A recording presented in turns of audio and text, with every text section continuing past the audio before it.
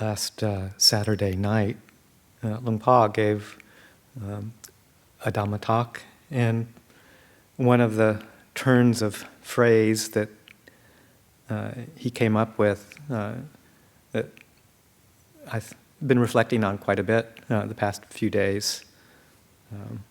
It's very succinct and clear description of a lot of what he was discussing, bringing up Saturday night for the evening reflection.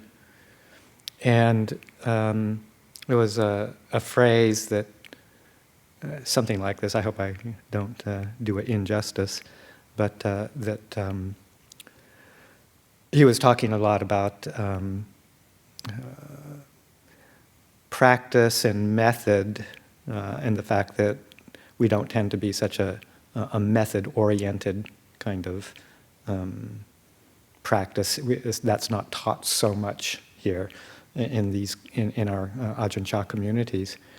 And what he was talking about was that what we needed to have was an ongoing conversation between the practice and the heart. And that's a turn of phrase that I thought was quite wonderful, and have been thinking about that conversation that we should all be having frequently between our practice, what we call our practice, and the heart, the effect that it has deep inside of us. Because it's often the case in some teaching traditions, some practices, some practice communities, that a lot of emphasis is placed on method. And, in some cases, many cases, sometimes it's good to put attention on method so that we're not just floundering, sitting, and realizing that there are techniques that are useful in helping to channel our practice, but not to ever forget that what we're looking for is a transformation in the heart, the citta. And to keep referring to that, and to keep checking in, tuning in to that level of our experience as we develop what we call our practice. So this conversation needs to be an ongoing one that we have.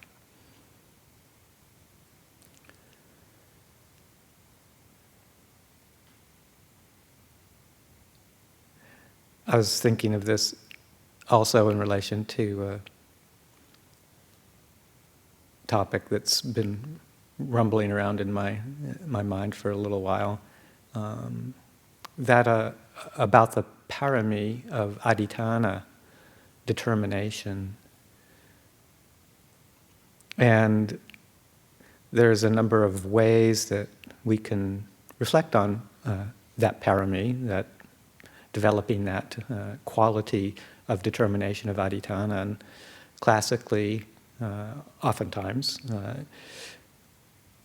the ways that that's referred to and talked about in our tradition is along the lines of looking at what obstructions or defilements are present in our lives, in our experience, and bringing them to the fore to address them, and sometimes establishing what we would call an adhitthana, or determination, for a period of time to bring them up to a higher awareness, a level of, bringing them up into our consciousness more clearly, to acknowledge them and work with them, and see if there's ways to help ameliorate these obstructions.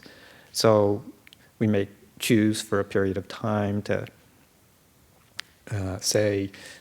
work on our, if we have a strong desire for food, or some particular kinds of food, or how much we eat. Maybe we overdo it in certain areas. So sometimes to address those and to bring them to conscious level of dealing with them, we'll make a determination, make an adhitthana to restrain from a particular food or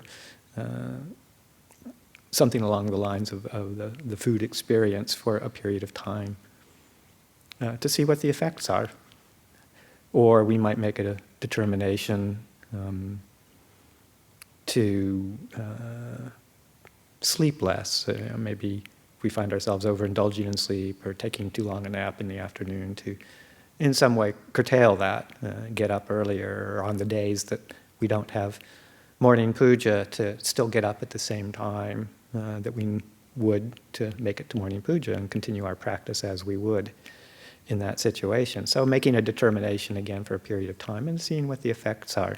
So that's one form of adhitthana.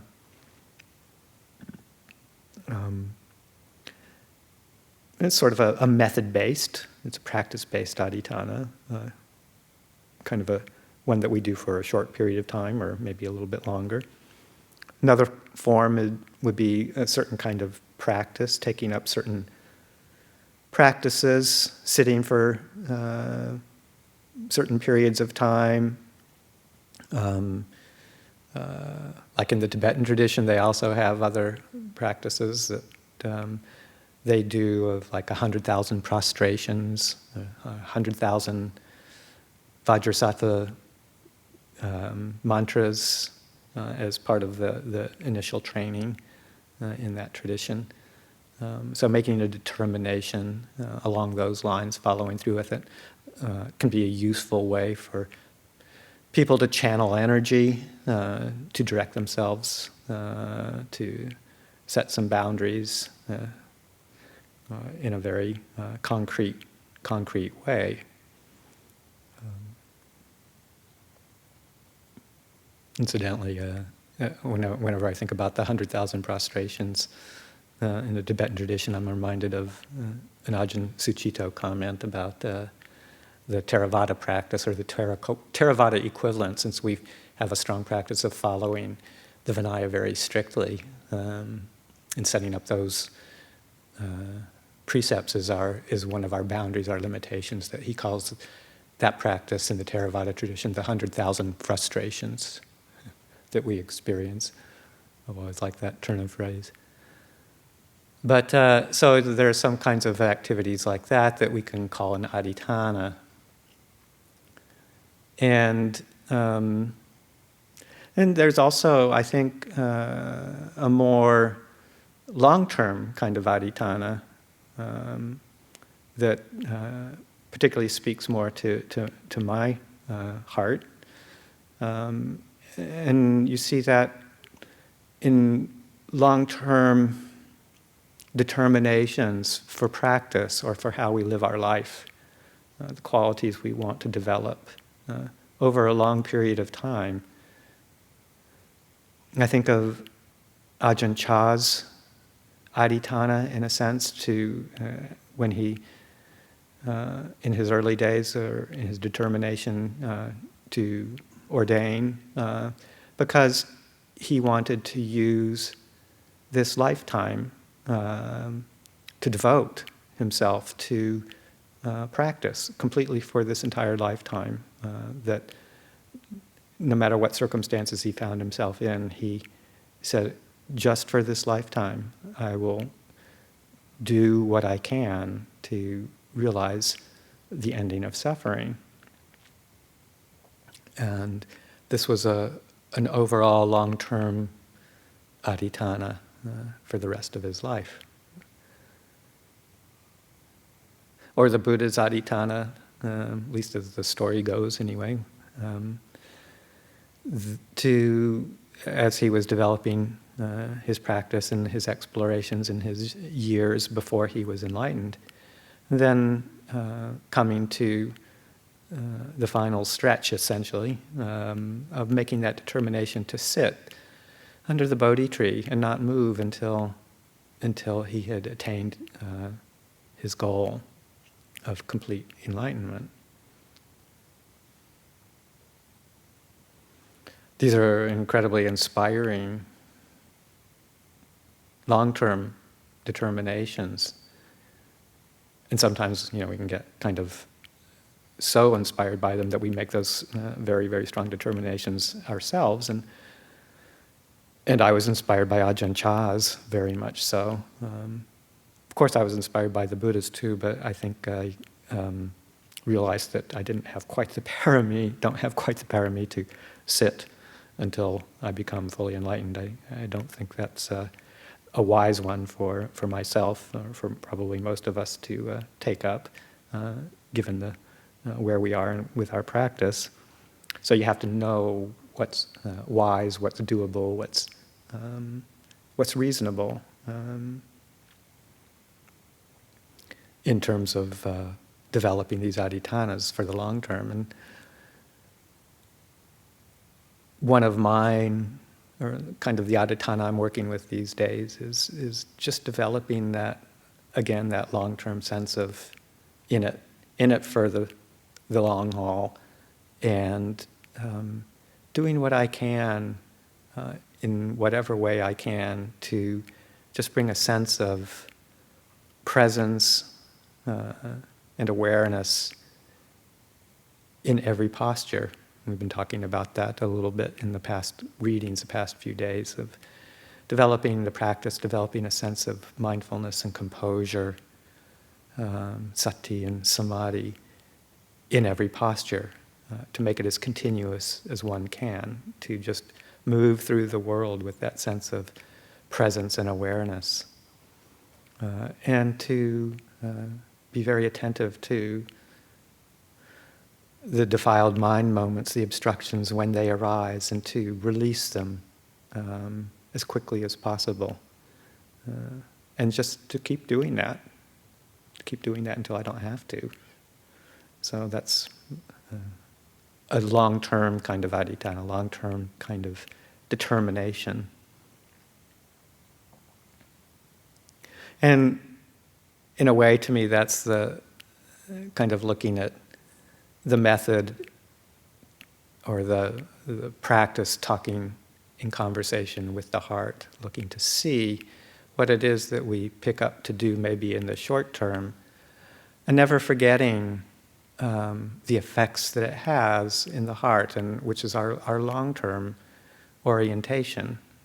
Is what we're doing, is the method or the practice that we're engaged with moving towards the goal that we're seeking? Talking with the heart. A number of the readings that we've been listening to and engaging with the past bit of time on the 7 factors of enlightenment have dealt with the path factors of sati and samadhi, mindfulness being the first of the 7 factors, samadhi being the 7th, the last of the 7 factors, sati and samadhi, the samasati, samasamadhi, the 7th and 8th factors of the Eightfold Path as well. And I can sort of see the need to have this same conversation between the practice and the heart in relation to developing these factors of awakening, particularly these 2. In that sometimes the practice of sati, samadhi, can become very method-oriented in the ways that they're presented in the teachings that we find happening in the current age, the current day, in retreat centers, even in some monastic forms of the teaching, tend to be quite focused on method, how to develop sati, how to develop samadhi, objects of meditation, talking about the differences, say, in the approaches with the commentarial version of the development of samadhi jhana versus what is taught more in our lineage from our teachers and seems to be consistent with what's happening in the canon itself. And so it's a discussion of method versus experience, true heart, and making sure that what we're doing is leading to the goal, that sense of peace and freedom. And that sati and samadhi, if they're left out of the context of the whole path and the foundations of the path to realizing the end of suffering, then they just become techniques. Without foundations in sila, virtue, and particularly, as Long Paul was talking about the other night as well, in right view, where is this taking us? What's the whole purpose? Looking at the aspiration towards freedom from suffering in the heart. If the practices of, quote unquote, practices of samadhi and sati samadhi are taken out of that context, then they just become methods. And sometimes it's even kind of taught like that. Kind of taking it out of the realm of actually the full Buddhist path. So what you get is kind of a technique, say for sati, a technique of developing a focused attention, and that's all it is. It's like, I think I was listening to a talk from Ajahn Sucitto, and he says, it's like it can be, when it's taken out of its context without those foundations, a technique for developing focused attention that you get from an app or from a book in the old style, or that samadhi just becomes a way of developing a kind of an accelerated, overcharged form of attention, just really intensifying that experience of focusing attention. It just becomes a technique when it's taken out of context or developed as a meditation, a contemplation of a very narrow object that has a certain effect, but it just becomes something that we pick up as a technique, as a method, and measure ourselves against. So it's important to have these foundational factors and the other parts of the Noble Eightfold Path that work and revolve around each other. They can't be taken out of context if we want to develop a true freedom of heart. And we have to constantly evaluate and see and have that conversation with the heart. What's the effect here? What's actually happening? What is it leading to? Peace, freedom, or is it just a technique?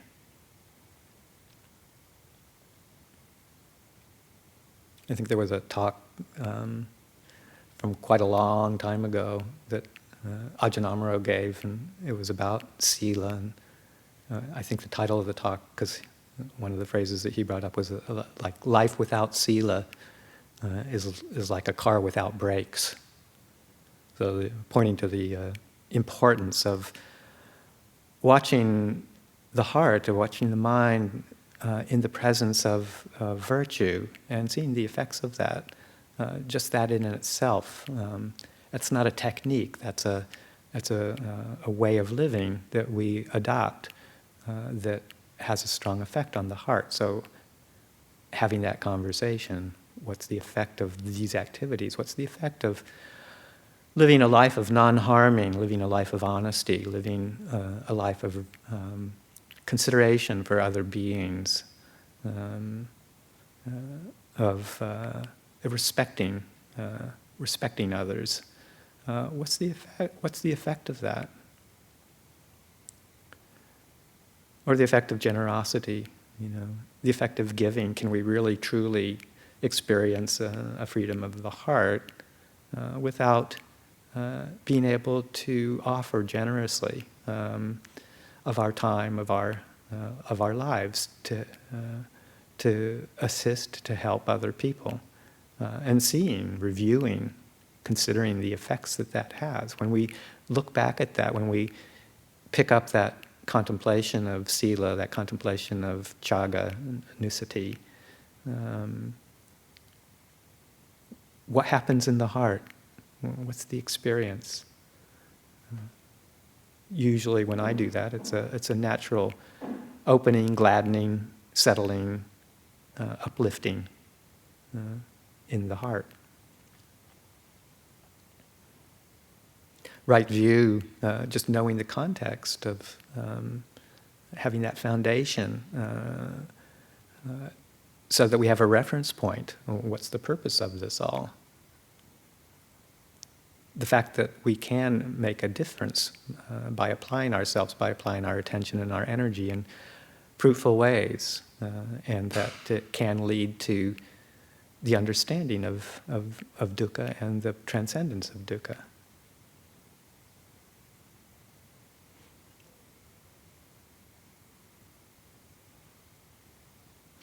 Without those foundations, then sati, samadhi just become perfunctory and can actually lead to some unhealthy kinds of situations, like Ajahn Jeff's famous saying that I love to remember, that if you develop samadhi or concentration in a mind with a mind that is filled with greed, hatred, and delusion, what you get is concentrated greed, hatred, and delusion. So to be aware of the context within which we're developing these practices.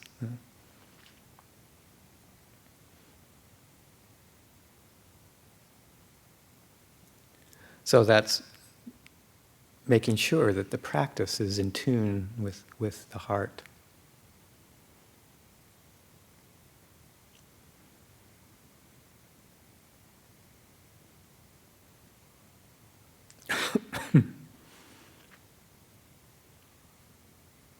So the focus can turn from being a method into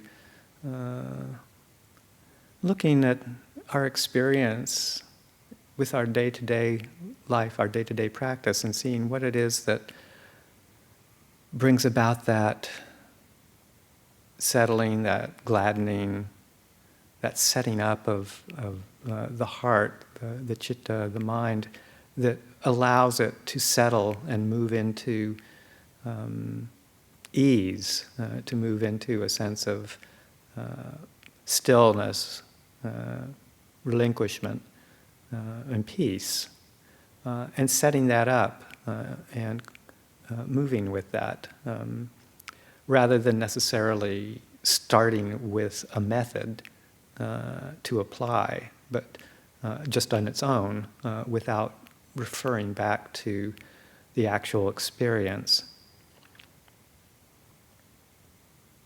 And back to the thinking again about the Buddha's determination to not move until he reached the goal.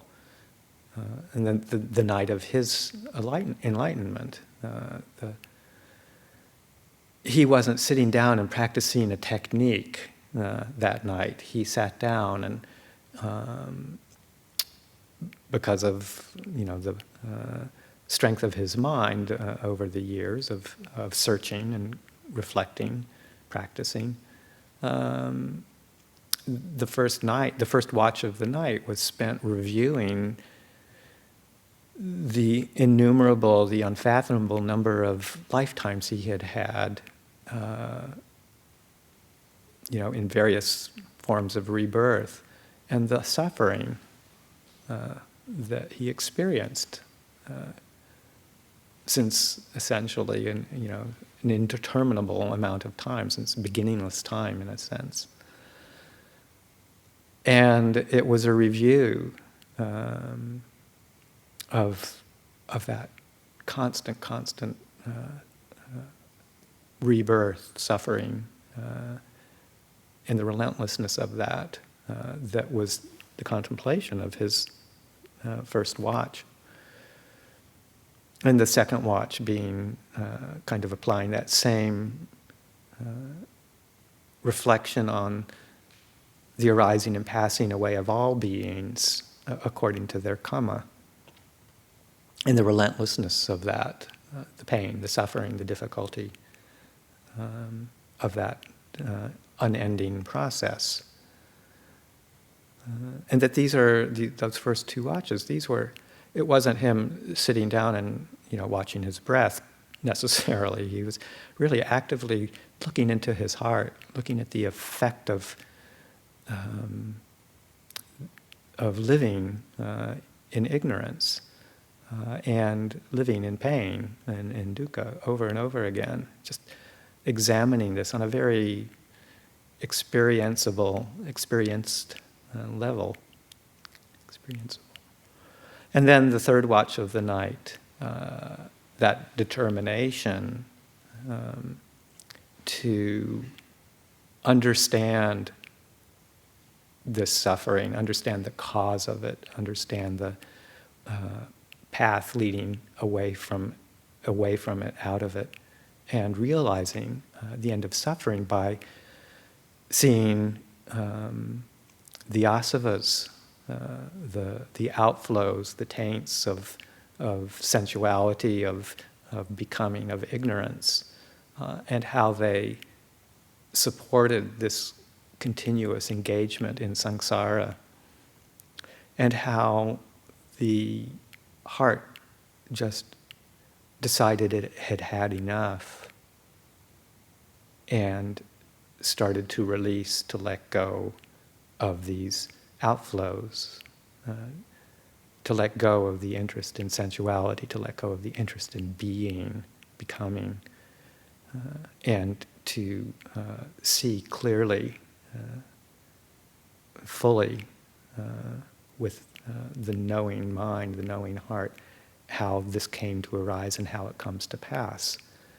And having this enchantment, this passion, this stilling of all the formations, the relinquishment of any of the ways that we identify with being, and allowing this cessation to settle, to happen, and non-arising and freedom, and the realization of nibbana. This was his night of enlightenment. It wasn't a technique. It was a direct communication with an understanding of the heart and how it gets entangled and how to let it go. I was also listening to a talk the other night, another Ajahn Sucitto talk from a couple of months ago, and part of it, towards the end, was him relating a visit he had with his brother, who's in a care facility in England.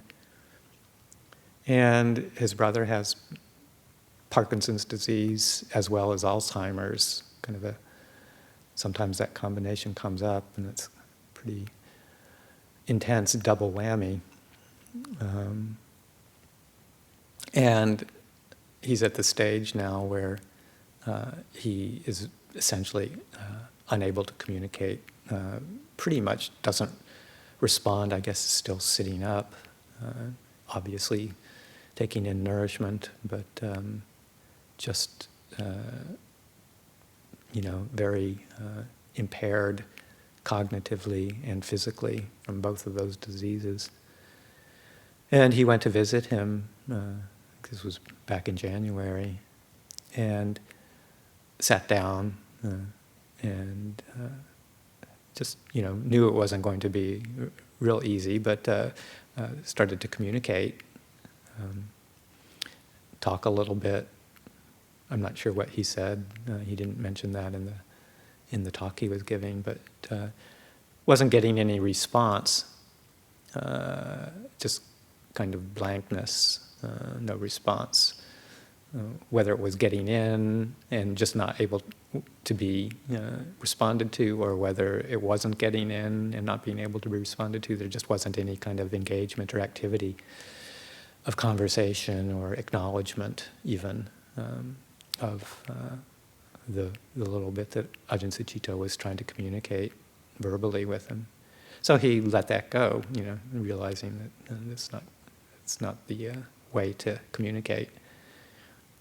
And instead he picked up his hand and started massaging it, picked up his brother's hand and started massaging it, and did that for a little while and massaged his legs. Just being there physically.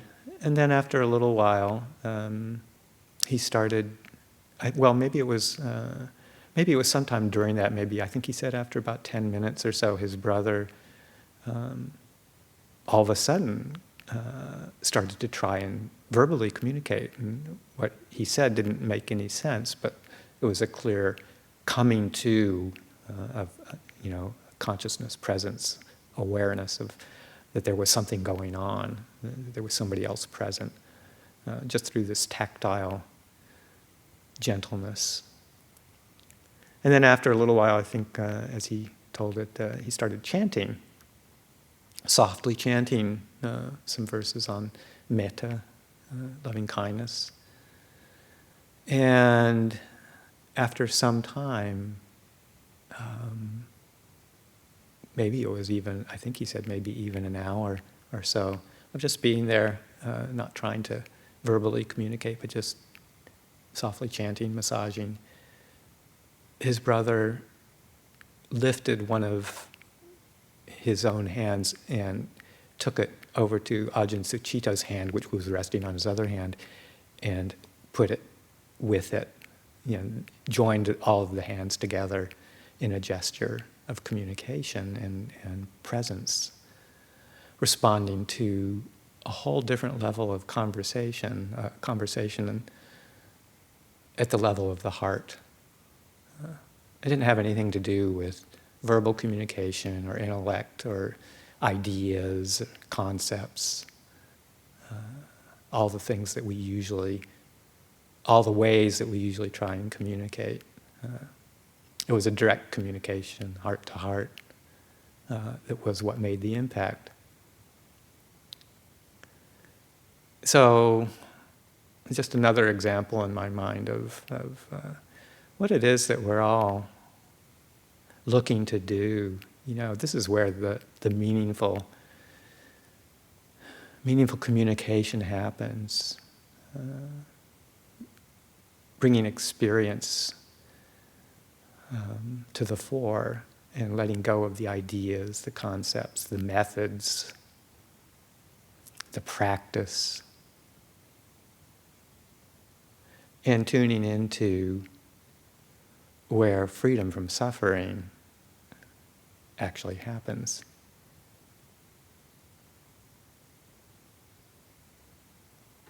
This is what we all want to experience, I think. And it takes that kind of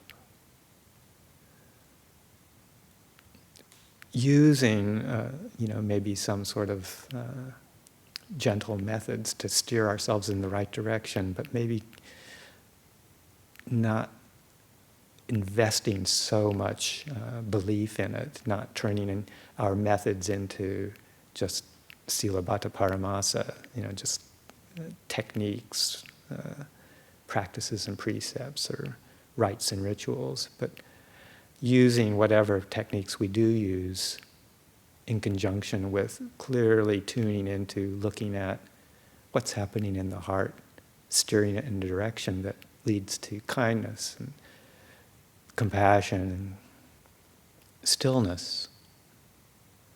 And that serves as the basis for letting go, relinquishment. So that's just some thoughts that I had about Luang Pa's comments of conversation between, we need to have these conversations between practice and the heart to keep the practice real. And pointed in the direction that leads to that settling and freedom. So thank you, Luang Por, for starting that conversation. And I'll leave it there for tonight.